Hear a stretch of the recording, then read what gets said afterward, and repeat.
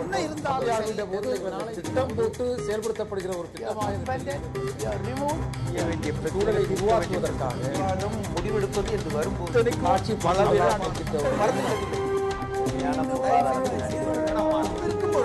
எதிர்த்து பேசிட்டு நம்ம பேசிட்டு இருந்ததை ஒரு கேள்வியாக நேயர்கள்ட்ட முன் வச்சோம். கூழ் ஊற்றுவதற்கு அரிசி வழங்கணும் அப்படின்னு இந்து முன்னணி கோரிக்கை வச்சிருக்குது. இது நியாயமானதா, உள்நோக்கமுடையதா அப்படின்னு கேள்வியை முன் வச்சோம். நேயர்கள் தங்களுடைய தீர்ப்பை அளிச்சிருக்கிறாங்க. நியாயமானது அப்படின்னு சொல்லி 53%, உள்நோக்கமுடையது அப்படின்னு சொல்லி 47% வாக்களிச்சிருக்கிறாங்க. உள்நோக்கமுடையது அப்படிங்கிறது எண்ணிக்கையில குறைவாக இருக்கு. நீங்க என்ன பதில் சொல்ல விரும்புறீங்க அதுக்கு?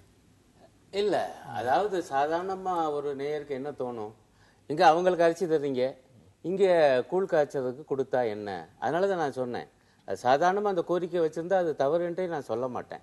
ஆனா அது போட்டி மாதிரி அதை காண்பித்து, அந்த முதல் பகுதி நீங்க பாத்தீங்கன்னா மதச்சார்பற்ற அரசு அப்படிங்கிறதுக்காக விளக்கம், முதலமைச்சர் எந்த அடிப்படையில் அவங்க உறுதிமொழி எடுத்திருக்காங்க என்றெல்லாம் சொல்லி வரும் பொழுது அதனுடைய தொனி எப்படி இருக்குன்னா, இங்க அம்மன் கோயிலுக்கு கூழ் காய்ச்ச கொடுப்பதை விட தர்கா மசூதிக்கு கொடுக்காமல் இருப்பது உத்தமம் என்கிற முறையில தான் அவர் கேட்கிற மாதிரி படுது. அதுதான் அந்த தொனி என்பது இருக்குது. அதனாலதான் 43%, 47% கிட்டத்தட்ட அவங்களும் அந்த உள்நோக்கம் என்று சொல்வதற்கு காரணம் அந்த அறிக்கையில் இருக்கக்கூடிய உள்ளடங்கி இருக்கக்கூடிய தொனி என்று நான் நினைக்கிறேன். நேர்களுடைய கேள்விக்கு பதில் சொல்லலாம். மிஸ்டர் ராமமூர்த்திட்ட ஒரு கொஸ்டின் கேட்குறேன். கிறிஸ்தவர்கள் ஏப்ரல் மாதத்தில் குட் ஃப்ரைடேக்கு முன்னாடி பாஸ்டிங் இருக்காங்க. அவங்களும் இந்த கோரிக்கையை வச்சா நீங்கள் அதுக்கு எதிர்ப்பு தெரிவிப்பீங்களா அல்லது கொடுக்க அலோ பண்ணுவீங்களா? இல்லை, அது கோரிக்கை வைக்கிறது அவங்களுடைய உரிமை. அதுக்கே நாங்கள் எதிர்ப்பு தெரிவிக்கணும்? அரசாங்கத்தினுடைய கோரிக்கை வைக்கிறது சமுதாயத்தினுடைய எந்த பகுதியில் வேணாலும் கோரிக்கை வைக்கலாம். ராமகோபாலன் வச்சிருக்கிறது என்னன்னா, இப்போ அருணன் சொன்ன மாதிரி என்னன்னா, இந்த கூழ் காய்ச்சறதெல்லாம் பார்த்தீங்கன்னா தெருவோரங்களில் இருக்கிற சாதாரண கிராம தேவதைகள் தான். அதில் கூழ் காய்ச்சறது யாருன்னு கேட்டால் கைவண்டி இழுக்கிறவங்க, ரிக்ஷா இழுக்கிறவங்க, ஆட்டோ ரிக்ஷா டிரைவர்ஸ். ஆக இந்த சாதாரண மக்களுக்கு கொடுக்கறதே அவர் கம்யூனிஸ்ட் கட்சிக்கார் கடுமையாக ஆட்சேபனை செய்யறாரு தான்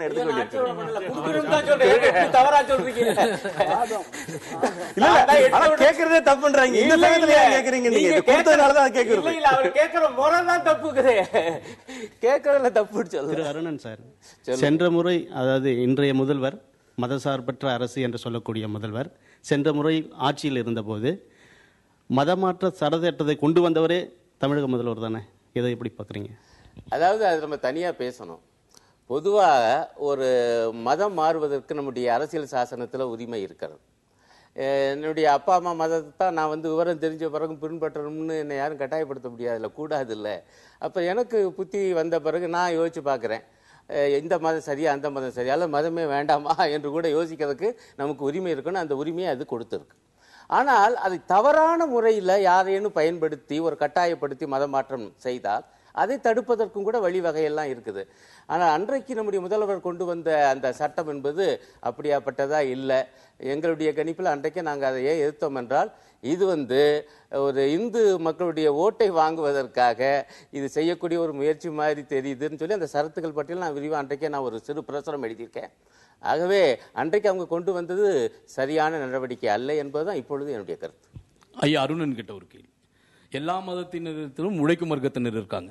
எல்லா மத கோயில்களிலிருந்து வருகின்ற உபரி வருமானங்களை எல்லா இந்திய மக்களுடைய நலத்திட்டங்களுக்கு பயன்படுத்த வேண்டும்னு சொல்ல வரீங்களா, இல்லை இந்து மத கோயில்களிலிருந்து வர வருமானங்களை எல்லா பொது ஜனங்களுக்கும் பயன்படுத்தணும்னு சொல்ல வரீங்களா நீங்க? இல்லை, அதில் நம்ம கொஞ்சம் கவனமாக இருக்கணும். ஏன்னா அந்த இந்து கோயில்களுக்கு சொத்து கொடுத்தவங்க என்பவங்களுடைய பார்வை எப்படி இருந்துச்சுன்னா, அது பொதுவாக அந்த இந்து மதம் சார்ந்தவங்களுக்கு எதையும் நன்மையாக போய் சேரணும்னு தான் அவங்க பொதுவாக சொத்து கொடுத்துருக்காங்க. ஆகவே பிரதானமாக அந்த மதத்தில் இருக்கக்கூடிய ஏழைவாளிகளுக்காவது போய் சேரட்டுமே என்பதுதான் என்னுடைய கோரிக்கை. சாதாரணமாக அதுக்காகத்தான் அந்த சொத்தை கபலீகரம் பண்ணக்கூடாது என்பதற்காக மக்கள் மத்தியில் ஒரு வகையான சிந்தனை கருத்தியலை உருவாக்குனாங்க. எப்படின்னா, சிவன் சொத்து குல நாசம் ரொம்ப வலுவாக அதை கொண்டு செலுத்தப்பட்டுச்சு. சிவன் சொத்துல கை வச்சுன்னா அவன் குலமே நாசமா போகுமப்பா, ஜாக்கிரதை ஆயிரு என்றெல்லாம் உருவாக்குனாங்க. அதையெல்லாம் மீறித்தான் தைரியமாக சிவன் சொத்துல கை வைத்த கூட்டமெல்லாம் இருந்துச்சு. அதுக்கு பிறகுதான் இந்த அறநிலையத்துறை என்பதே வந்தது. இப்போ கூட நான் என்ன கேட்கிறேன்னா, கோவிலுடைய சொத்து கோவிலுடைய சொத்தா தான் இருக்கணும். அதுல ஒண்ணு நமக்கு இதல்ல. ஆனால் அந்த கோவில்கள் மேலும் மேலும் அனைத்து இந்து மக்களுக்கும் உரியதாக மாற்றணும். அனைத்து சாதியினரும் அர்ச்சகராகணும். அதனுடைய நிர்வாகத்தில் தலித்துகள் உள்ளிட்ட சகல இந்துக்களுக்கும் இடம் தரணும். அத்தகைய கோரிக்கைகளை இந்து மத தலைவர்கள் என சொல்லக்கூடியவர்கள் ஏன் எழுப்புவதில்லை என்பதுதான் எனக்கு ஆச்சரியம். அதையும் அவங்க எழுப்படும் என்பதுதான் என்னுடைய கோரிக்கை. திரு பத்ரி சார் அவர்கள்ட்ட நீங்கள் சொன்னீங்க, இப்போ ஒரு ராமகோபாலன் ஐயா சொன்னதுக்கு அப்புறமா இது மாதிரி எங்கேயுமே இலவசமாக இருக்கக்கூடாது, அது எனக்கு நான் ஆட்சேபிக்கிறேன் அப்படின்னு சொன்னீங்க. ஒரு விஷயத்துக்கு எதிர்ப்பு வந்தவொன்னே சொல்கிறத விட ஏன் இது வந்து ஏழை மக்களுக்கு போகுது, கூழுக்கும் பெர்மிஷன் கொடுக்கலாம் அப்படிங்கிற மாதிரி ஏன் நீங்கள் நினைக்கல? அது செயல்படுத்த முடியாத ஒன்றாகத்தான் இருக்கும். இன்றைக்கு வந்து அவர் எல்லா கோயில்களையும் கூழ் ஊத்துறதுக்கு கொடுங்க அப்படிங்கிறது வந்து உடனே வந்து நம்ம தமிழக முதல்வர் வந்து ஓகே செஞ்சிடறேன் அப்படின்னு சொல்றாங்களா? நீங்க கணக்கு பண்ணி பார்த்தீங்கன்னா அது வந்து அன்சஸ்டைனபிள். நீங்க ஒரு 3000 டன் அரிசி கொடுக்கலாம், 30,000 டன் அரிசி, 3 லட்சம் டன் அரிசி, நீங்க கணக்கு போட்டு பாருங்க. அந்த அளவுக்கு உங்களுக்கு வந்து மத்திய தொகுப்புல இருந்து உங்களுக்கு அரிசி இங்க கிடைக்காது. நீங்க கணக்கெல்லாம் போட்டு பார்த்தா சில விஷயங்கள்லாம் செய்ய முடியாது.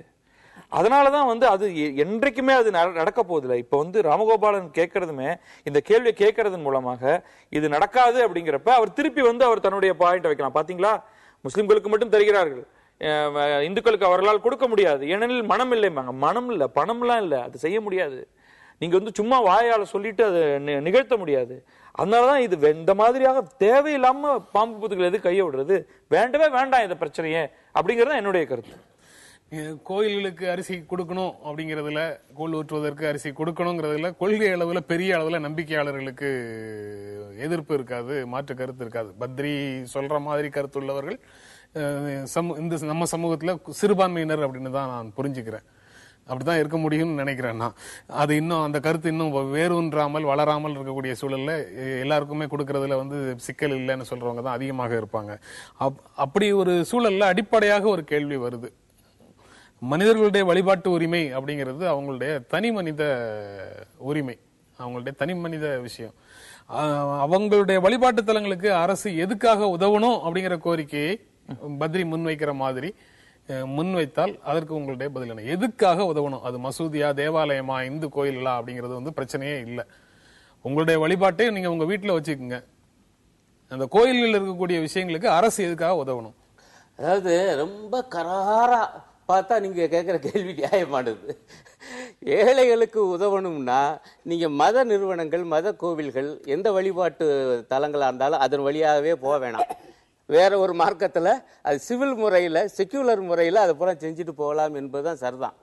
ஆனா நடைமுறையில் நீங்க பாத்தீங்கன்னா என்ன ஆயிடுச்சுன்னா, இதே அதிமுக ஆட்சி தான் இந்த அன்னதான திட்டம் என்பதை கொண்டு வருது.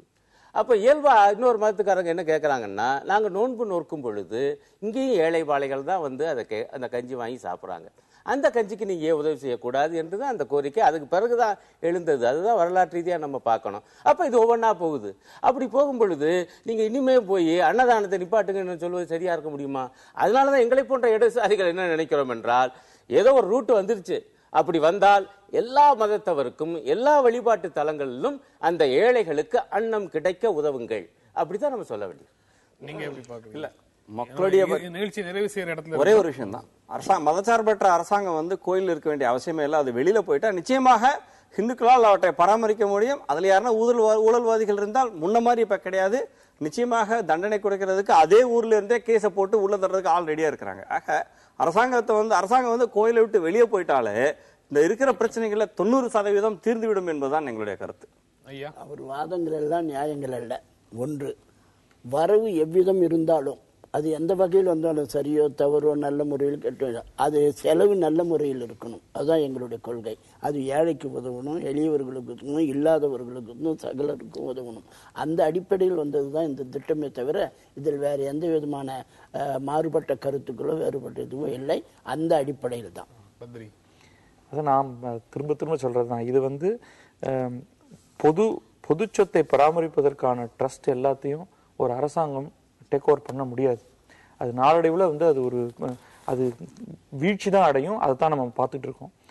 செலக்டிவாக, அதாவது இது வந்து யாருக்கு முதல்ல கொடுத்தோம், யாருக்கு ரெண்டாவது கொடுத்தோங்கிற பிரச்சனை தொடர்ந்து வந்துகிட்டே இருக்கும். அதனால யாருக்குமே கொடுக்காமல் அவரவர்களுடைய வழிபாட்டு தலங்களை ஒழுங்காக பராமரிப்பதற்கான சட்டங்களை இயற்றி அது சரியாக நடக்காவிட்டால் அதற்கான மாற்று வழிமுறைகளை மட்டும் கொடுப்பதோட ஒரு அரசு விட்டுவிடணும். இந்த நிகழ்ச்சியில பங்கேற்று உங்களுடைய கருத்துக்களை பகிர்ந்து கொண்டதற்கு எங்கள் நெஞ்சார்ந்த நன்றி. நேயர்களே உங்களுக்கும் நன்றி. மீண்டும் சந்திப்போம். நன்றி, வணக்கம்.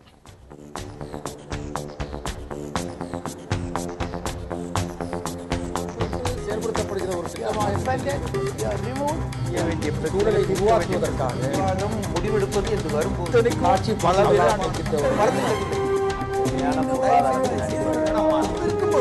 எதிர்த்து பேசிட்டு